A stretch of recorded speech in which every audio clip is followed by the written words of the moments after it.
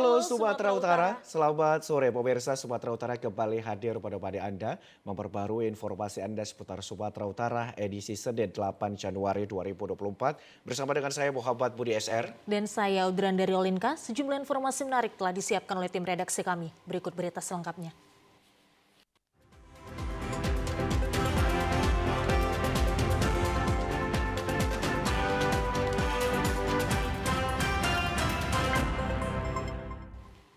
Pemirsa, satu unit bus penumpang jatuh ke jurang sedalam 30 meter di Adian Koting.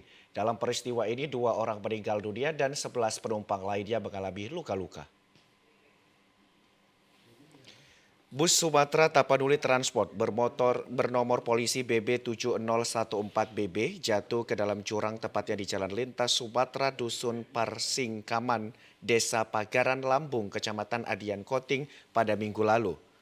Menurut salah seorang penumpang yang mengalami luka-luka, penyebab kecelakaan diduga akibat sopir yang mengemudikan kendaraan tersebut mengantuk, membuat mobil kehilangan kendali di jalan lurus dan menurun dan akhirnya mobil masuk ke dalam jurang.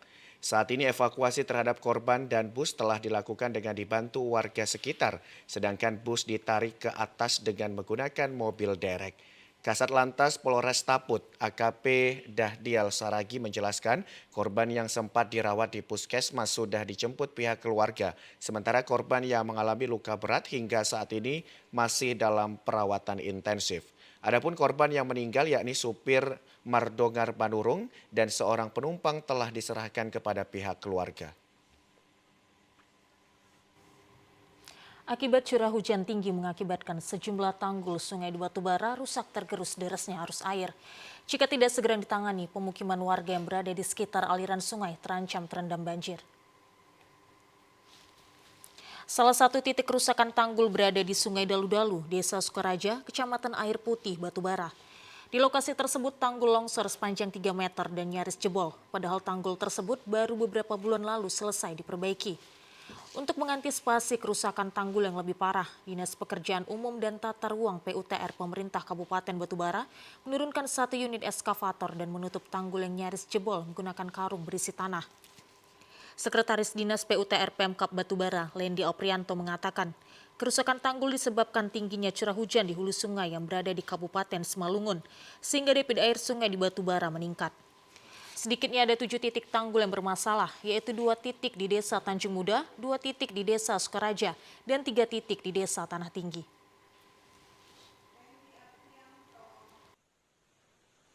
Di Desa Tanjung Muda ada 2 titik, di Desa Tanah Tinggi ada 3 titik, dan di Desa Sukaraja ada 2 titik. Diupayakan untuk di Desa Tanjung Muda, kita sudah berkoordinasi dengan pihak PTPP dengan menurunkan alat berat juga.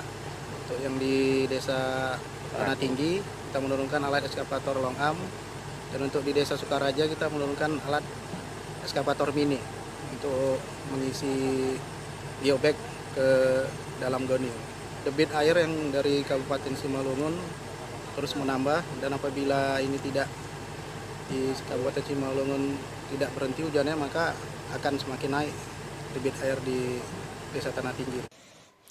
Warga yang bermukim di sekitar aliran sungai dihimbau agar tetap waspada terhadap potensi banjir karena diperkirakan curah hujan masih sangat tinggi.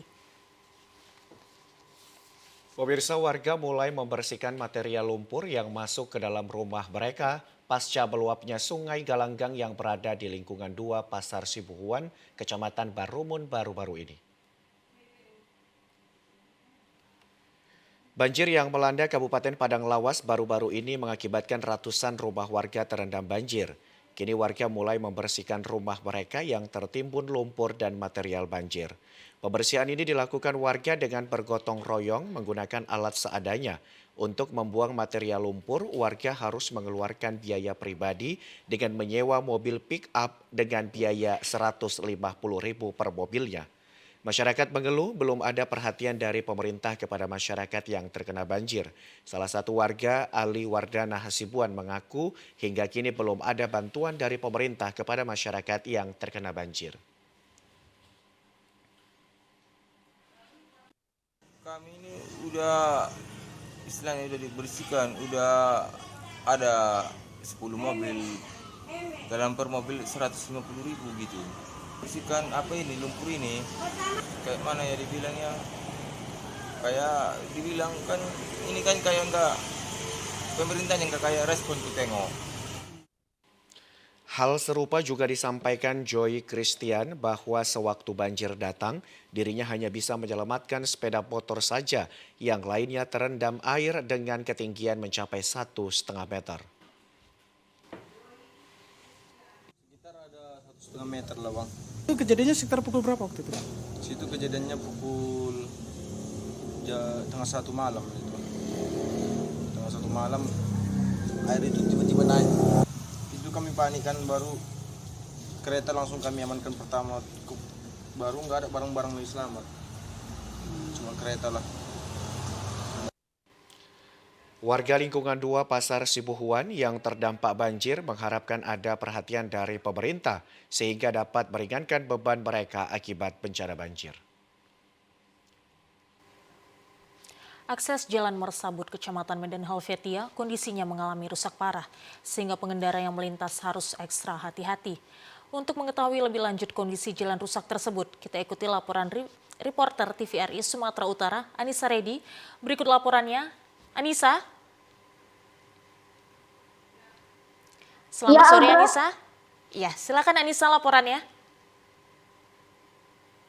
Baik Audra dan juga Budi serta pemirsa di rumah, benar sekali kondisi Jalan Mersabut di Kecamatan Medan Helvetia ini sudah rusak cukup lama, di mana Jalan Mersabut ini merupakan jalan alternatif penghubung bagi warga pinggiran kota Medan untuk menuju ke pusat perkotaan. Tidak sedikit juga pengendara ini melintas harus ekstra hati-hati, apalagi saat kondisi hujan, di mana kondisi kabut ini berlubang cukup parah.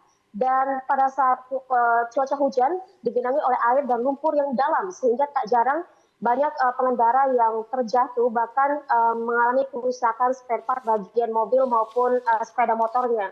Kemudian pemirsa, apabila kondisi rusak ini tidak segera diperbaiki, tentunya akan membuat masyarakat serta banyak pengendara yang melintas merasa tidak nyaman, terlebih lagi di saat kondisi cuaca musim kemarau, di mana debu-debu yang bertebaran tentunya akan mengganggu pernafasan bagi masyarakat sekitar maupun para pengendara yang melintas. Sejumlah pengendara maupun warga juga merasakan cukup kecewa, di mana saat ini pemerintah Kota Medan sedang gencar-gencarnya melakukan perbaikan jalan di Kota Medan maupun perbaikan berbagai drainase. Namun kondisi Jalan Mersabut di Kecamatan Medan Helvetia ini masih dalam kondisi yang cukup parah saat ini. Sehingga pengendara yang melintas pun berpotensi mengalami kecelakaan, bahkan begal yang saat ini marak terjadi di Kota Medan.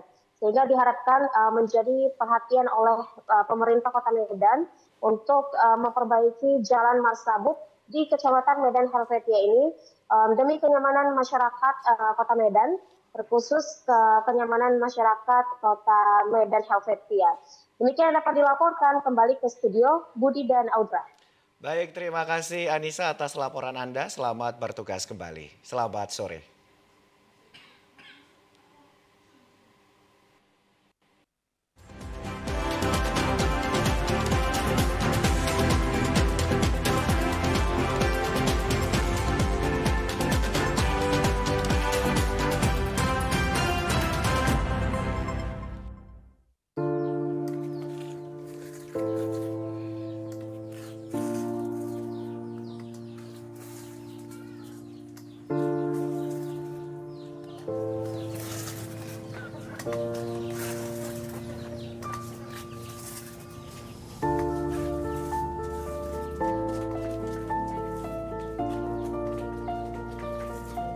Pilihan seperti apa pilihan kau itu?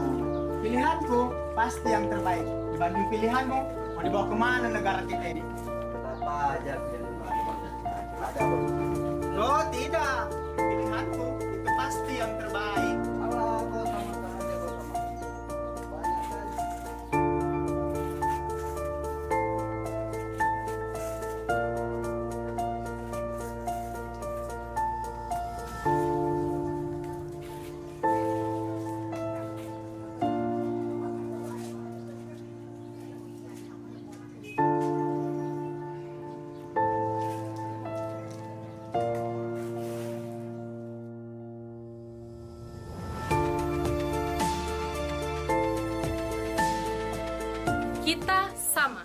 memiliki hak yang sama untuk kemajuan Indonesia 5 tahun ke depan.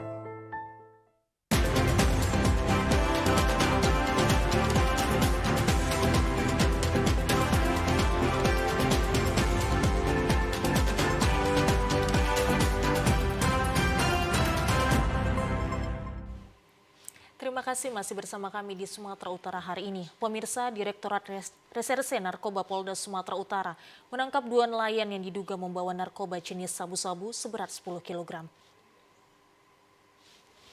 Inilah video yang memperlihatkan detik-detik petugas Direktorat Reserse Narkoba Polda Sumatera Utara menangkap 2 orang nelayan yang membawa narkoba jenis sabu-sabu seberat 10 kg di kawasan pinggir sungai Serindan, Kabupaten Asahan pada Minggu siang. Terlihat dalam video tersebut petugas menggeledah sebuah karung plastik yang berisikan barang haram yang sudah terbungkus rapi. Kedua nelayan tersebut berinisial AS dan SB yang merupakan warga Kecamatan Sekayang Barat. Kepala Bidang Humas Polda Sumatera Utara Kombes Pol Hadi Wahyudi mengatakan, awalnya petugas mendapatkan informasi dari masyarakat tentang adanya peredaran narkoba di wilayah tersebut. Mendapati laporan warga, petugas langsung melakukan penyelidikan dan didapati adanya 1 unit perahu yang melintasi diduga membawa sabu-sabu tersebut. Usai diperiksa dan dilakukan interogasi awal kepada pelaku SB, dirinya diberi upah sebesar 18 juta rupiah untuk membawa narkoba tersebut dari seorang bandar yang identitasnya sudah diketahui. Yang bersangkutan keduanya ini di Direktorat Narkoba. Dari keterangan awal kita sudah mengetahui, penyidik sudah mengetahui identitas daripada pemasoknya dan termasuk juga kita sedang memapping jaringannya. Jadi saat ini kita sudah melakukan itu. Dan saat ini barang bukti beserta pelaku sudah di Polda Sumatera, Pak? Di Direktorat Narkoba. Saat ini kedua pelaku dan barang bukti sudah berada di Polda Sumatera Utara. Sementara petugas tengah memburu bandar narkoba yang melarikan diri usai identitasnya sudah diketahui. Sementara itu pemirsa, respon pengaduan masyarakat, polisi bersama TNI gerebek sarang narkoba dan judi di Lembah Berkah, Medan Sunggal. Petugas menangkap 2 pria dan bakar sejumlah gubuk mesin judi. Petugas gabungan Satuan Narkoba Polrestabes Medan bersama dengan Polsek Sunggal dan Koramil 06 Medan Sunggal melakukan penggerebekan sebuah lokasi yang kerap dijadikan tempat transaksi narkoba dan perjudian di Gang Lembah Berkah, Jalan PDAM Tirtanadi, Medan Sunggal, Minggu sore. Lokasi ini tidak berada jauh dari kantor Koramil 06 Medan Sunggal dan Polsek Sunggal, namun seakan-akan luput dari pantauan petugas. Untuk menuju lokasi, petugas harus melintasi gang sempit pemukiman padat penduduk untuk menuju lokasi yang berada persisnya di pinggir Sungai Belawan. Tidak sia-sia petugas gabungan menemukan sejumlah gubuk yang diduga menjadi sarang transaksi narkoba dan kerap dijadikan lokasi perjudian. Diduga telah mengetahui kedatangan petugas, gubuk dan mesin judi tersebut telah ditinggal pemiliknya. Polisi dan TNI serta dibantu warga setempat langsung memusnahkan dengan cara dirubuhkan dan dibakar. Petugas gabungan berhasil menangkap 2 pria. Kepala Satuan Narkoba Polrestabes Medan, AKBP John Rakuta Sitepu, mengatakan pihaknya akan terus melakukan pemberantasan perjudian dan narkoba di wilayah hukum Polrestabes Medan. Ia menegaskan timnya telah berulang kali menertibkan lokasi sarang narkoba dan lapak judi tersebut.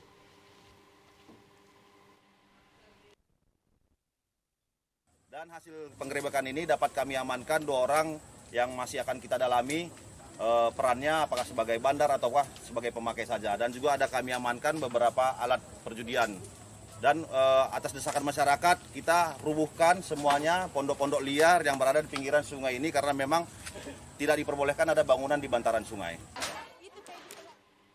Pengguna narkoba yang berhasil diamankan pun kemudian diboyong ke Mako Polrestabes Medan dan untuk mengantisipasi digunakannya kembali lokasi ini, polisi akan menyiagakan petugas untuk berjaga.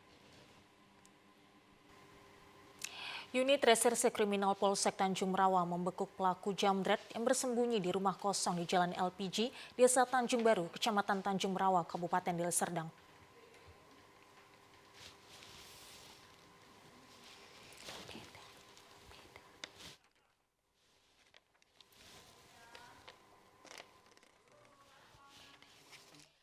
Rekaman CCTV ini merekam detik-detik dua orang kawanan curanmor saat beraksi mencuri sepeda motor di salah satu halaman kantor simpan pinjam di kawasan Jalan Taut, Kota Medan, Sumatera Utara kemarin siang.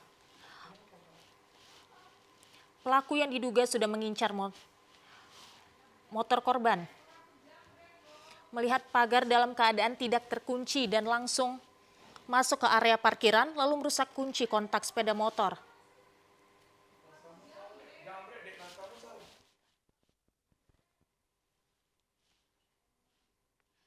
Tak sampai 1 menit pelaku yang menggunakan jaket, masker, dan topi ini pun berhasil membawa kabur motor ke arah Jalan Tuasan Medan.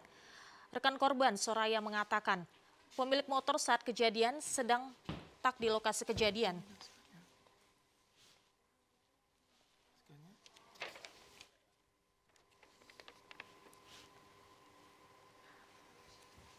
Pelaku jambret Dodi Prabowo tidak berkutik pada saat digerebek dan dibawa ke kantor polisi. Dodi Prabowo melancarkan aksinya bersama Dedi Sanjaya yang telah ditangkap sebelumnya. Kawanan jambret yang sangat meresahkan warga ini sebelumnya beraksi mengincar pengendara sepeda motor wanita yang di dashboardnya terletak handphone. Setelah target ditemukan, kedua pelaku kemudian melancarkan aksi untuk merampas handphone dan tidak segan-segan untuk melukai korbannya menggunakan senjata tajam. Kapolsek Tanjung Merawa AKP Firdaus Kemit mengatakan, pelaku Dodi Prabowo ditangkap atas informasi rekannya, Dedi Sanjaya, yang lebih dahulu diamankan. Barang bukti handphone yang dirampas dari dashboard sepeda motor korban langsung dibuang pelaku sebelum tertangkap massa.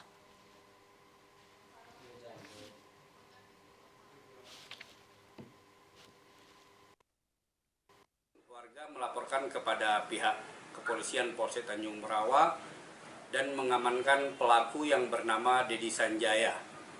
Berikut senjata tajam yang dipergunakan.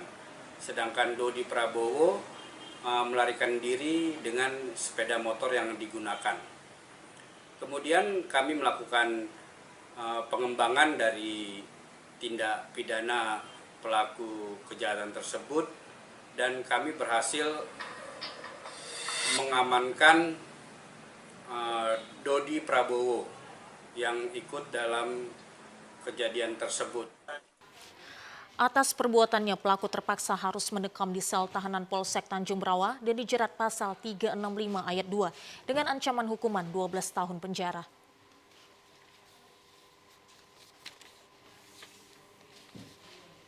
Pemirsa, tertidur saat menjaga toko, satu unit handphone milik pedagang sembako raib dicuri. Aksi pencurian handphone tersebut sempat terekam kamera CCTV.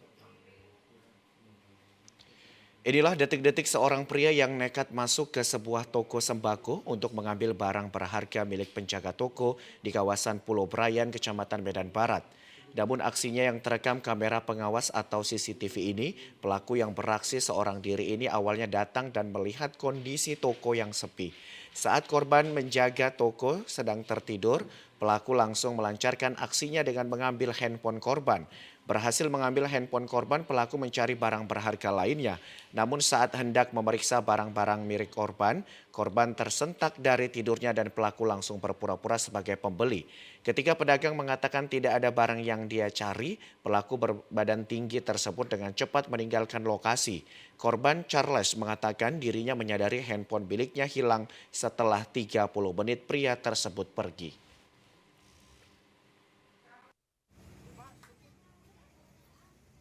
Saya kan tidur kan, posisi pintu kayak gini. Pas saya tidur dia cepet tuh masuk sampai ke situ. Ke situ kan saya telungkup kayak gini. Dia dari belakang, karena saya baterainya habis, saya memang biasa buka casing. Jadi pas dia ngetes, nggak ada. Dia lihat belakang, oh iya ada HP. Jadi dia bawahnya ada besi gitu sama koin. Jadi bunyi, bangun aku kan. Dia jalan kambing. Gitu. Pas dia cepet dia keluar 30 detik baru saya sadar hilang, saya cari udah gak ada. Dia agak mancung sih memang, terus hitam, dia pakai jaket agak kurus, dia agak tinggi kali lah. Terpisah Kepala Lingkungan 9 Ari Anggara berharap agar pihak kepolisian segera menangkap pelaku yang kerap mencuri di wilayah tersebut. Bahkan pelaku yang kerap keluar masuk penjara ini sebelum beraksi di toko sembako sudah beraksi di beberapa toko lainnya. Kalau bisa pun Pak, yang maling ini, yang udah terekam CCTV ini, kalau bisa segeralah ditangkap. Karena udah sangat-sangat meresahkan, apalagi daerah Brayan ini.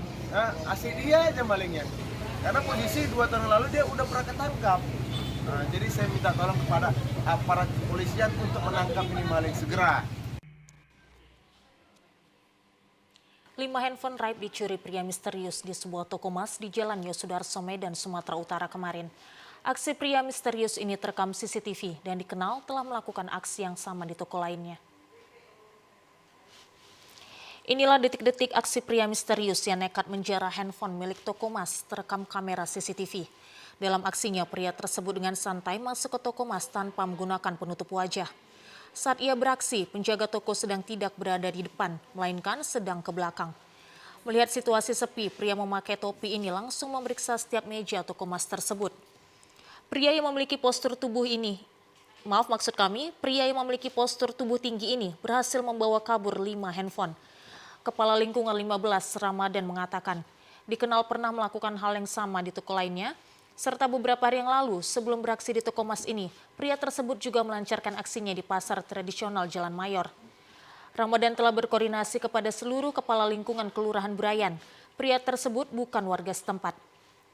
Merasa dirugikan, korban akan membuat laporan ke polisian dan berharap pelaku segera ditangkap. Orang yang jaga pun nggak ada ya? Iya, pada saat itu orangnya ke belakang. Mungkin udah diintai, pada saat kondisi orang yang nggak ada, dia langsung masuk. Untuk korban sendiri sudah melapor kan Pak? Nah ini saya konfirmasi semalam, kata anaknya yang pulang kerja, nanti saya pulang kerja malam mau saya laporkan ke Polsek. Jadi sudah saya konfirmasi juga, belum saya hubungi. Tadi itu saya konfirmasi, tadi saya baru datang, ini lalu saya bertanyakan lagi. Pemirsa, ratusan guru yang dinyatakan tidak lulus seleksi pegawai pemerintah dengan perjanjian kerja pagi tadi kembali mendatangi kantor DPRD Kabupaten Langkat. Kedatangan ratusan guru ini kembali mempertanyakan seleksi P3K yang dinilai telah terjadi manipulasi. Permasalahan seleksi pegawai pemerintah dengan perjanjian kontrak kerja di Kabupaten Langkat masih terus terjadi. Hal tersebut disebabkan oleh adanya tambahan nilai yang diterapkan oleh pemerintah Kabupaten Langkat, yakni SKTT atau Seleksi Kompetensi Teknis Tambahan. Nilai tambahan ini merupakan kebijakan pemerintah daerah dan hingga kini hanya 2 daerah yang memberlakukan hal tersebut, yakni Kabupaten Mandailing Natal dan Kabupaten Langkat.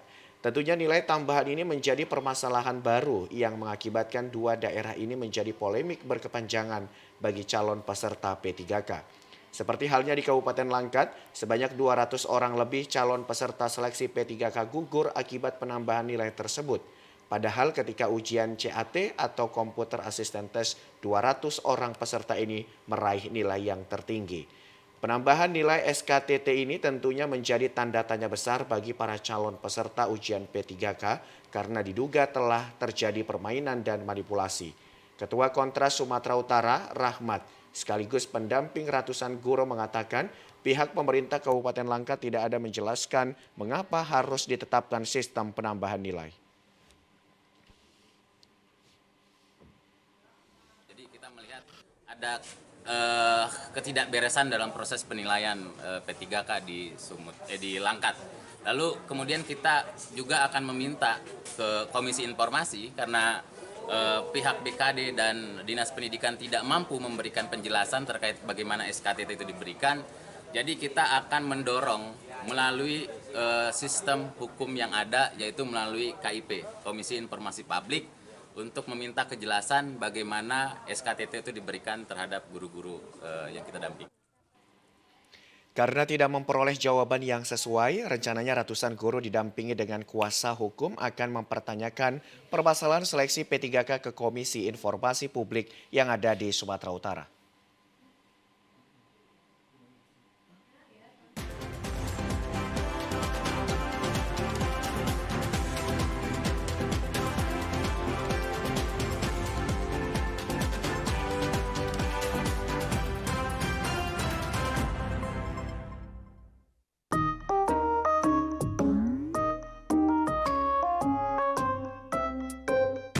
Pokoknya kali ini kau harus ikut pilihan Mama. Kan aku bilang Mama, aku juga punya pilihanku sendiri. Alah, pilihan-pilihan. Tahu apa kau tentang pilihan?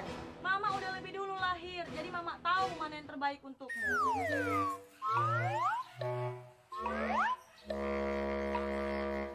Gak ada itu, Mak. Intinya aku udah punya hak untuk memilih.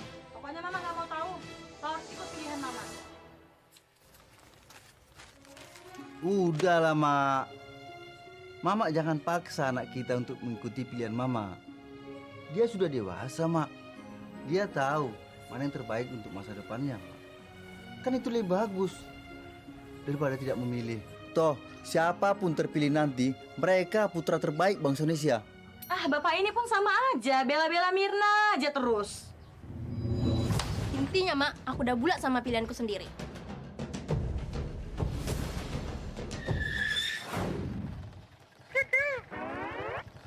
Mau milih? Jangan lupa datang ke TPS tanggal 14 Februari. Yuk, gunakan hak pilihmu.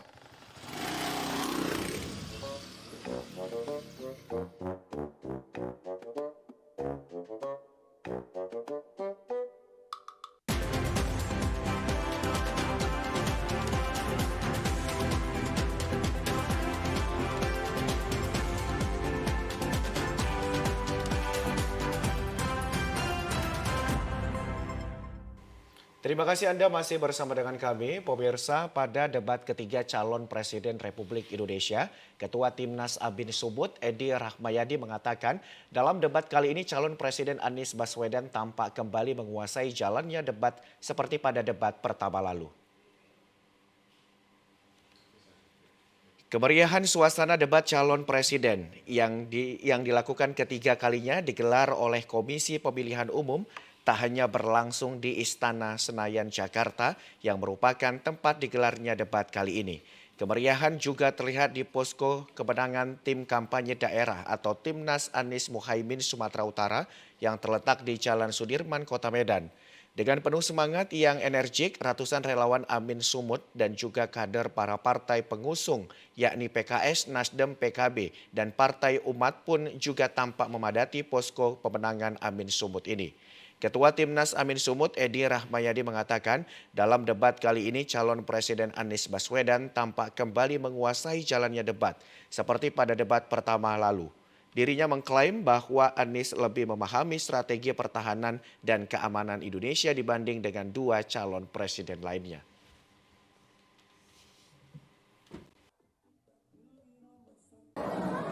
Secara luar bagaimana?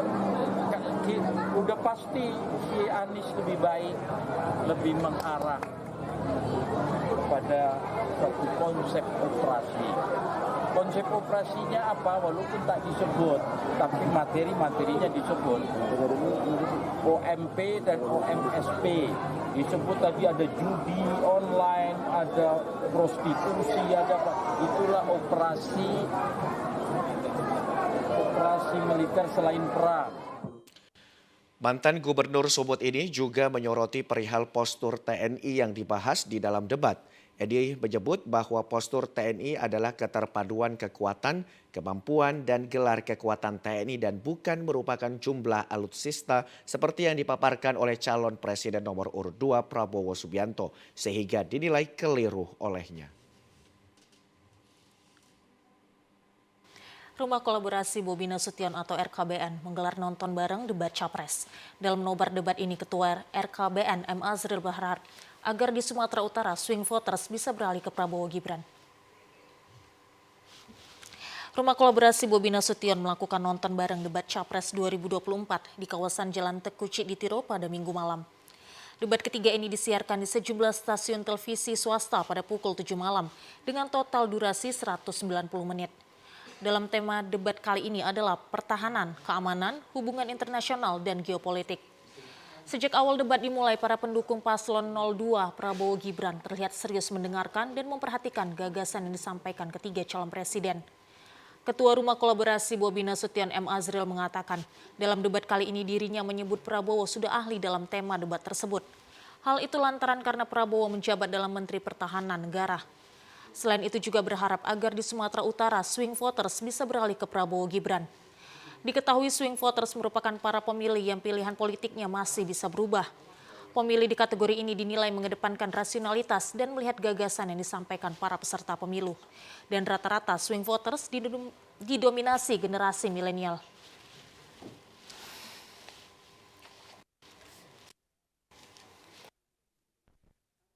Debat ini kan salah satu tujuannya adalah bisa mempengaruhi suara-suara yang selama ini dianggap swing voter dengan menonton debat, bisa dipengaruhi, bahkan bisa mengambil contoh atau poin-poin yang disampaikan oleh para kandidat.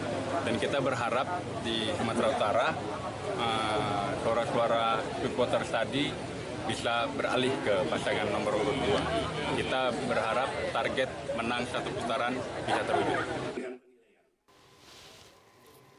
Sementara itu pemirsa, tanggapi debat calon presiden ketiga pemilu 2024, milenial Sumatera Utara menilai calon presiden Ganjar Pranowo unggul dan menguasai geopolitik serta pertahanan Indonesia. Puluhan milenial Sumut mengikuti nonton bareng debat ketiga calon presiden di rumah kemenangan Ganjar Pranowo Mahfud MD di Jalan C Serayu Medan Minggu malam.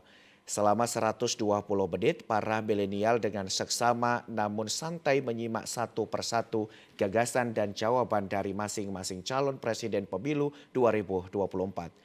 Pada debat ketiga Capres Pemilu 2024 ini mengangkat tema pertahanan, keamanan, hubungan internasional, globalisasi geopolitik, dan politik luar negeri. Salah seorang perwakilan milenial Ganjar Sumatera Utara, Beri Sitohang, menilai pada debat calon presiden ketiga ini calon presiden nomor urut 3 Ganjar Pranowo unggul dalam materi pertahanan negara. Milenial pun menilai anggapan masyarakat terkait Ganjar yang tidak menguasai geopolitik terbantahkan dan Ganjar membabat habis sebuah materi dengan unggul. Belum debat capres ketiga ini, itu banyak sekali pihak-pihak oknum-oknum yang mengeluarkan statement seolah-olah bahwasannya di debat ini Bapak Ganjar Pranowo bakalan jadi yang paling tidak signifikan gitu. Segala macamnya itu kurang gitu. Padahal yang tidak banyak orang tahu adalah Pak Ganjar itu adalah seorang Soekarnois. Soekarnois, makanan sehari-harinya adalah geopolitik. Diskusi-diskusi kesehariannya pasti mengenai geopolitik gitu. Dan tadi terbukti semuanya dibabat Pak Ganjar Pranowo dengan habis gitu. Tanpa mengedepankan gimmick-gimmick perselisihan personal atau hominem gitu. Itu yang kita milenial tadi lihat dari situ.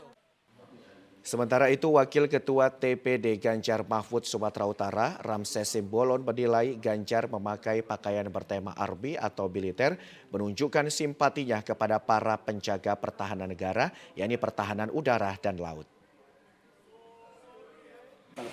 Ya, jadi kita lihatlah ya kualitas Pak Ganjar dalam persoalan pertahanan dan keamanan. Dari sisi pertahanan, misalnya kan, dari aspek teknologi dia bicara cyber, dia bicara semua teknologi canggih.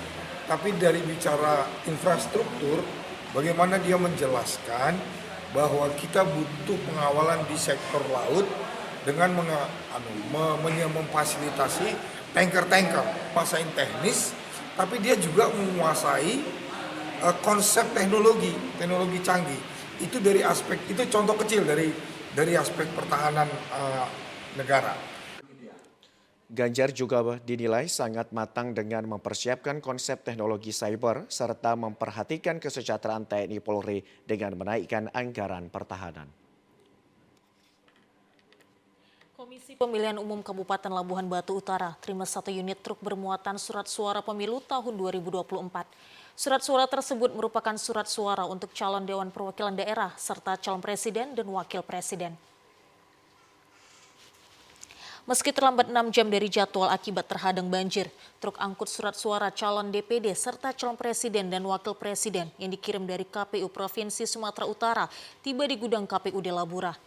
Ketua KPUD Labura Adi Susanto menjelaskan, seluruh surat suara yang baru tiba langsung disimpan di dalam gudang KPUD Labura. Sebanyak 527.574 lembar surat suara calon DPD, presiden dan wakil presiden jangka 4 hari mendatang akan segera disortir dan dilipat. Demi menjaga keamanan seluruh surat suara di dalam gudang, KPUD mendapat penjagaan ketat oleh petugas keamanan dari KPUD Labura dan petugas kepolisian Polsek Waluhulu, Polres Labuhan Batu. Kami KPU Labuan Batu Utara sore ini sekitar pukul 14.30 menerima surat suara DPD dan Capres. Sejauh ini bagaimana kondisi surat suara yang sampai di gudang KPU? Alhamdulillah untuk sejauh ini surat suara yang sudah sampai itu untuk pil legislatif semua sudah sampai dan sudah disortir dan dilipat. Hari ini surat suara Capres dan DPD yang baru kami terima dengan jumlah lembarnya itu 281.287 lembar. Saat ini KPU Labura masih menunggu logistik pemilu tahun 2024 lainnya yang berupa formulir dan alat bantu tunanetra sebagai sarana pendukung saat pemungutan suara di TPS nantinya. Pemirsa, Badan Pengawas Pemilu Kabupaten Tapanuli Tengah merekrut 1.099 orang yang nantinya akan bertugas melakukan pengawasan di tempat pemungutan suara yang tersebar di Kabupaten Tapanuli Tengah. Ketua Bawaslu Kabupaten Tapanuli Tengah, Sinta Sari Napitupulo menjelaskan, perekrutan petugas pengawas TPS telah dibuka beberapa waktu lalu di tiap-tiap kantor Panwascam dan kini tengah dilakukan penyeleksian langsung oleh petugas pengawas pemilu di tingkat kecamatan. Para petugas pengawas TPS yang terpilih dari hasil seleksi di tingkat Panwascam tersebut nantinya akan diberikan bimbingan teknis dan pola kerja secara langsung oleh Bawaslu. Sehingga ketika pada pelaksanaan melakukan pengawalan jalannya tahapan pemilu di TPS dapat berjalan dengan baik. Dikatakannya petugas pengawas TPS tersebut nantinya akan bertugas melakukan pengawasan terhadap jalannya mekanisme tahapan dari keseluruhan pelaksanaan pemilu di tiap TPS mulai dari pencoblosan surat suara hingga pada bagian perhitungan suara. Sehingga dari pengawasan yang dilakukan itu bisa menciptakan pemilu yang berjalan dengan lancar tanpa adanya kendala maupun gangguan. Pengawas TPS itu ada 1099 se-Kabupaten Tapanuli Tengah. Jadi kita harapkan partisipasi masyarakat untuk ikut berperan aktif. Bagaimana cara berperan aktif dalam membantu kami pengawasan? Bergabunglah ke pengawas TPS. Panitia Pemilihan Kecamatan Binjai Timur, Kota Binjai, Sumatera Utara melaksanakan sosialisasi dan kegiatan sosial menjelang tahapan pemungutan suara pemilihan umum 2024 di kantor Camat Binjai Timur Minggu kemarin. Kegiatan ini dibuka oleh Ketua Komisi Pemilihan Umum Kota Binjai, Anton Indratno, serta dihadiri Komisioner KPU Kota Binjai dan anggota Bawaslu Kota Binjai. Dalam sambutannya, Ketua KPU Kota Binjai, Anton Indratno, mengapresiasi dukungan dan kontribusi PPK Kecamatan Binjai Timur, termasuk jajaran anggota PPS Kecamatan Binjai Timur, dalam mensosialisasikan tahapan pemungutan surat suara pemilu 2024 kepada masyarakat. Sejak 40 menjelang tahapan pemungutan suara pemilu 2024 pada 14 Februari mendatang, KPU Kota Binjai sudah melakukan beberapa kali sosialisasi, di antaranya kepada rekan-rekan wartawan, para pemuka agama, serta unsur pengurus dan kader organisasi perempuan. Secara khusus, Anton juga menghimbau Badan Ad Hoc Penyelenggara Pemilu Sekota Binjai, baik PPL maupun PPS, untuk meningkatkan sinergitas, kerjasama, dan komunikasi dengan pemerintah kecamatan dan kelurahan, sehingga sosialisasi tahapan pemungutan suara kepada masyarakat dapat terlaksana dengan lebih optimal. Artinya kegiatan ini adalah kegiatan sosial dan sekaligus juga memberikan pendidikan kepada pemilih untuk peningkatan partisipasi pemilih pada pemilu tahun 2024. Kegiatan ini juga kami berharap dari KPU Kota Binjai untuk PPK yang lain menjadi motivasi juga untuk membuat kegiatan seperti ini. Kegiatan ini juga dimeriahkan dengan kegiatan sosial donor darah, pemberian santunan kepada anak yatim piatu, senam sehat jingle pemilu, dan doa bersama untuk pemilu damai. Ya, pemirsa, berikut kita ikuti informasi seputar pemilu.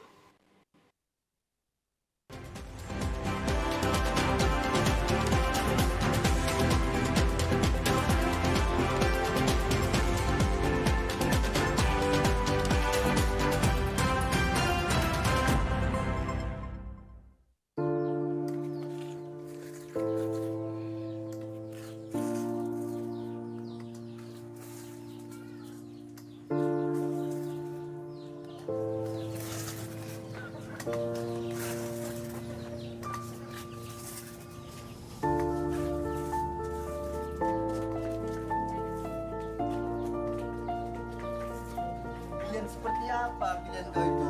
Pilihanku pasti yang terbaik. Dibanding pilihanmu, mau dibawa kemana negara kita ini? Kenapa aja pilih ada Oh tidak, pilihanku itu pasti yang terbaik. Allah, kau sama aja kau sama. Banyak kan?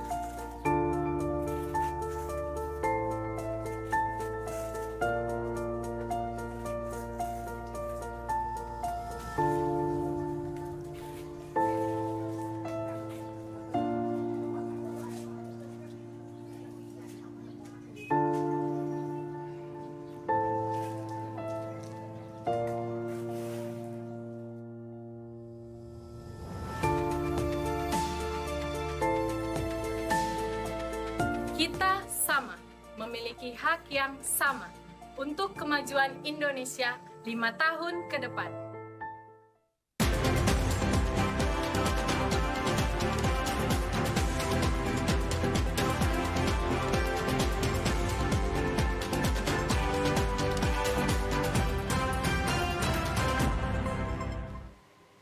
Terima kasih masih bersama kami di Sumatera Utara hari ini. Pemirsa, satu unit kapal perintis milik Kementerian Perhubungan sandar pertama kali di Pelabuhan Laut Gunung Sitoli minggu kemarin untuk melayani arus balik Nataru 2024.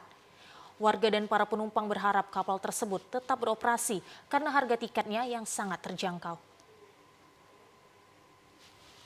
Harapan tersebut disampaikan sejumlah penumpang di hadapan media sesaat setelah turun dari atas kapal perintis KM Sabuk Nusantara 37 di dermaga Pelabuhan Laut Gunung Sitoli kemarin.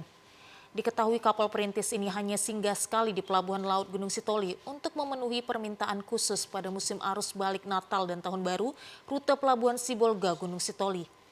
Dengan harga tiket yang sangat murah, yakni Rp30.000 setiap penumpang dewasa, sedangkan anak balita di bawah 2 tahun gratis. Keberadaan kapal perintis ini diharapkan dapat beroperasi secara rutin pada rute Gunung Sitoli Sibolga dan sebaliknya, mengingat selama ini pada rute tersebut tarif penyeberangan kapal cukup tinggi hingga Rp150.000 per orang dan jutaan rupiah untuk tiket kendaraan roda 4 ke atas.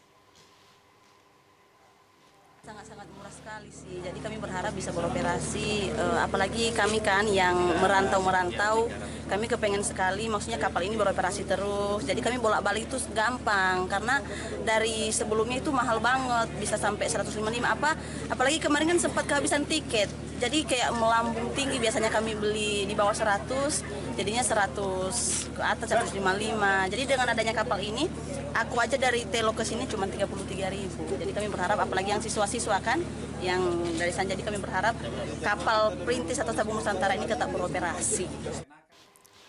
Menanggapi keinginan warga tersebut, pihak KSOP setempat mendukung sepenuhnya termasuk mendesak pemerintah di daerah Gunung Sitoli dan sekitarnya segera menyurati Dirjen Perhubungan Laut.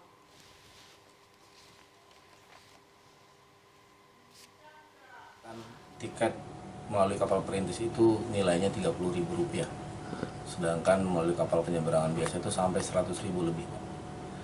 Dan kami akan berkoordinasi, kalau perlu kita akan bermohon melalui surat ke kantor pusat, dan sebenarnya itulah keluhan juga dari pemerintah daerah bahwa dibutuhkan kapal perintis di Gunung Sitoli.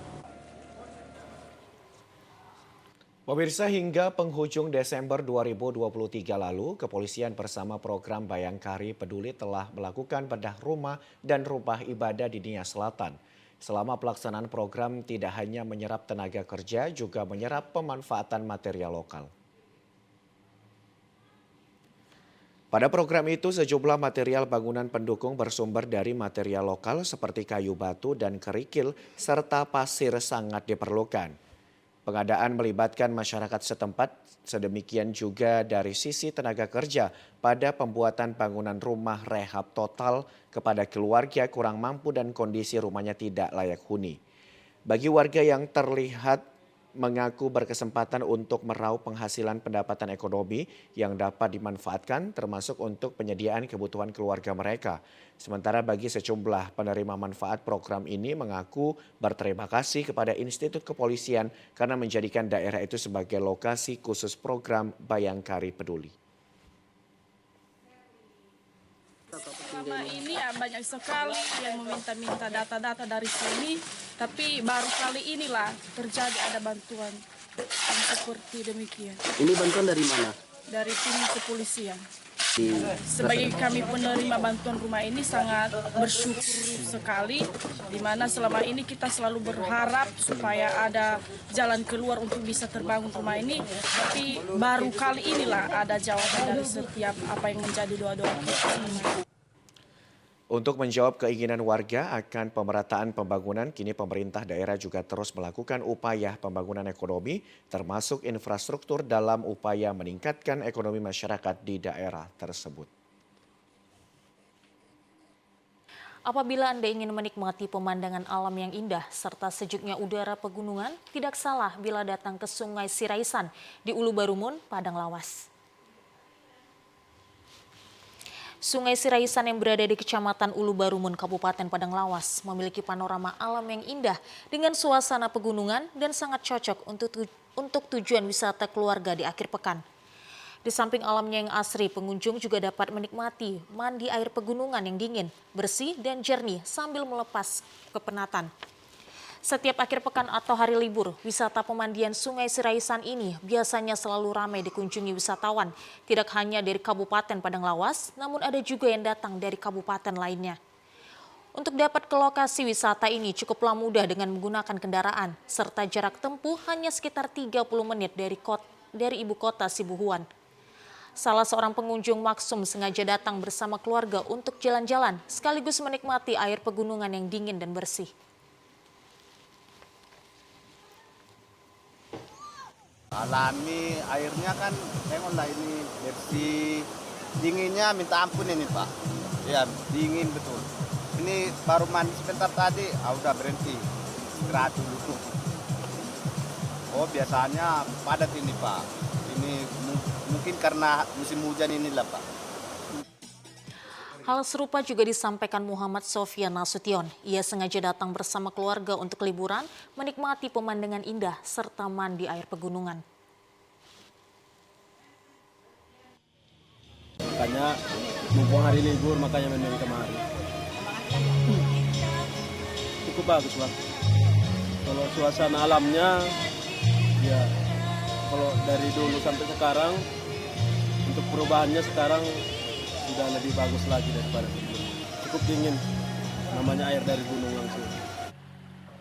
Muhammad Sofyan meminta agar pengelola pemandian dapat mempertahankan keasrian alam di Kecamatan Ulu Barumun, sehingga suasana pegunungan dengan udara sejuk dan airnya yang bersih tetap terjaga.